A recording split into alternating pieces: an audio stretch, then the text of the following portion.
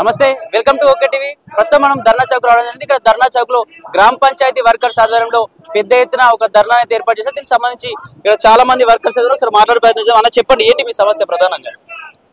ఈ రోజు ఇందిరా పార్క్ వద్ద ధర్నా చౌక్ లో వేలాది మంది గ్రామ పంచాయతీ కార్మికులు తమ సమస్యలను పరిష్కరించాలని ప్రధానంగా పెండింగ్ వేతనాలు గత 8 నెలల నుండి రాష్ట్రంలో 62,000 మంది సుమారు 62,000 మంది గ్రామ పంచాయతీ కార్మికులకు వేతనాలు ఇవ్వకపోవడంతో ఇవాళ పస్తులు ఉండాల్సిన పరిస్థితి ఉన్నది। పెండింగ్ వేతనాలు చెల్లించాలని చెప్పేసి డిమాండ్ చేస్తూ, అలాగే ఎన్నికల మేనిఫెస్టోలో కాంగ్రెస్ అధికారంలోకి వస్తే గ్రామ పంచాయతీ కార్మికులను మేము పర్మనెంట్ చేస్తామని, వేతనాలు పెంచుతామని, మల్టీపర్పస్ విధానం రద్దు చేస్తామని అనేక హామీలు ఎన్నికల సందర్భంగా మేనిఫెస్టో పెట్టారు।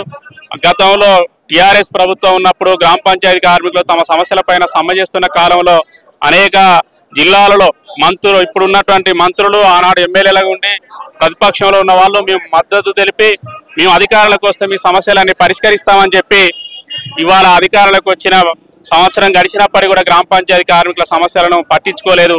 మల్టీపర్పస్ విధానం రద్దు చేయాలంటే ప్రభుత్వానికి ₹1 కూడా ఖర్చు కాకుండా ఒక జీవో విడుదల చేస్తే మల్టీపర్పస్ విధానం రద్దు అవుతుంది। ఇవాళ ఆ పని కూడా ఇవాళ ప్రభుత్వానికి చేత కావట్లేదు అని అంటే ఇవాళ ఈ ప్రభుత్వం ఎవరి కోసం పనిచేస్తుంది? గ్రామ పంచాయతీలో పనిచేసే వాళ్ళు ఎస్సీలు, ఎస్టీలు, బీసీలు, మైనార్టీలు, అట్టడుగు సామాజిక తరగతులకు చెందినటువంటి బడుగు బలహీన వర్గాలకు చెందినటువంటి వాళ్ళు ఇవాళ వాళ్ళ క్షేత్రస్థాయిలో కరోనా వచ్చినా, అంటు రోగాలు వచ్చినా ఇవాళ ప్రజలకు సేవలు అందిస్తున్నటువంటి గ్రామ పంచాయతీ కార్మికులకు మాత్రం ఇవాళ వాళ్ళ డిమాండ్లను మాత్రం ఇవాళ ప్రభుత్వం పట్టించుకోవట్లేదు। మరి ఏం చేసి ఏం దీన్ని ఇవాళ పనిచేయాలి? 8 నెలల నుండి పస్తులు ఉండాలన్నా? ఈ రాష్ట్రంలో కాంగ్రెస్ ప్రభుత్వం వచ్చిన తర్వాత గ్రామ పంచాయతీ కార్మికులు ఆత్మహత్యలు చేసుకోవాల్సిన పరిస్థితి వచ్చింది। 8 నెలల నుండి రాష్ట్రంలో గ్రామ పంచాయతీ కార్మికులకు వేతనాలు ఇవ్వట్లేదు। అధికారుల దగ్గరికి చెప్పే ప్రయత్నం చేశారు, వాళ్ళు ఏమన్నా దగ్గరికి వెళ్ళారు, ఎంపీడీఓలకు ఇచ్చారు, డిపిఓలకు ఇచ్చారు, కలెక్టర్లకు మెమోరాండాలు ఇచ్చారు, ఎమ్మెల్యేలకు కలిశారు।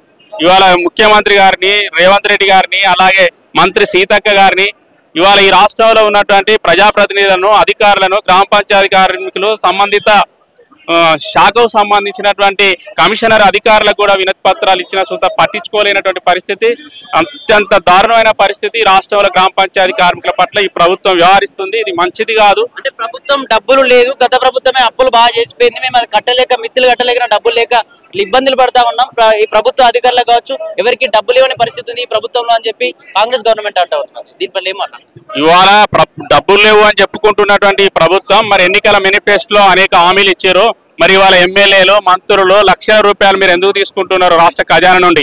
ఇవాళ మంత్రులకు డబ్బులు ఇవాళ జీతాలు తీసుకుంటారు, ఎమ్మెల్యేలు జీతాలు తీసుకుంటారు, అధికారులు జీతాలు తీసుకుంటారు, గ్రామ పంచాయతీ కార్మికులకు వేతనాలు ఇవ్వాలంటేనే మీ ఖజానాలో డబ్బులు లేవనడం అది సిగ్గుపడాల్సిన అంశంగా మేము చెప్పదలుచుకున్నాం। రాష్ట్ర గ్రామీణాభివృద్ధి శాఖ కేటాయించిన నిధుల్లో ఇవాళ గ్రామ పంచాయతీ కార్మికులకు ముందుగాల వేతనాలకు ఇవాళ గ్రాంట్ కేటాయించాలి। అలాగే కేంద్ర ప్రభుత్వం కూడా గ్రామ పంచాయతీ కార్మికులకు తన కేంద్ర బడ్జెట్ లో కూడా ఈ రాష్ట్రంలో ఉన్న కార్మికులకు కొంత బడ్జెట్ కేటాయించాలి, వాళ్ళ గ్రాంట్ కేటాయించాలి। గ్రామ పంచాయతీ కార్మికులకు ఇవాళ వేతనాలు ఇవ్వడానికి రాష్ట్ర ప్రభుత్వం దగ్గర డబ్బులు లేవనడం అది సరైనది కాదు అని చెప్పేసి, ఇవ్వడానికి అవకాశాలు ఉన్నాయని చెప్పేసి మేము చెప్పదలుచుకున్నాం। మీరు పెద్ద ఎత్తున ధర్నా చేస్తున్నారు, దాదాపు 8 నెలల నుంచి మీకు వేతనాలు చెల్లించట్లేదు చెప్పి అప్పుడు చాలా మంది అధికారులు కూడా కలిసి, అయినా ఈ పరిస్థితి ఇట్లా ఈ సమస్య నుంచి మీరు గట్టకపోతే నెక్స్ట్ ఎట్లాంటి పరిణామాలు ఉండబోతాయి? ఇవాళ మేము ప్రభుత్వానికి సామరస్యపూర్వకంగా, ఈ ప్రభుత్వం ప్రజాప్రభుత్వం అంటే అధికారులకు వచ్చిన వెంటనే ఈ రాష్ట్రంలో ఉన్న గ్రామ పంచాయతీ కార్మికుల సమస్యలను ముఖ్యమంత్రి రేవంత్ రెడ్డి గారిని కలిసి వినతి పత్రం ఇవ్వడం జరిగింది, అలాగే మంత్రి సీతక్క గారికి వినతి పత్రం ఇవ్వడం జరిగింది। ఇవాళ సామరస్యపూర్వకంగా ఆర్జీలు ఇచ్చాం, దరఖాస్తులు పెట్టాం, కలెక్టర్ని కలిసాం, అయినా ఈ ప్రభుత్వం మొండి వైఖరితోటే ఉంటే ఈ తెలంగాణ రాష్ట్రంలో 12,795 గ్రామ పంచాయతీల్లో సుమారు 62,000 మంది గ్రామ పంచాయతీ కార్మికులు సమ్మె బాట పట్టక తప్పదని ఈ ప్రభుత్వాన్ని హెచ్చరిక చేస్తున్నాం।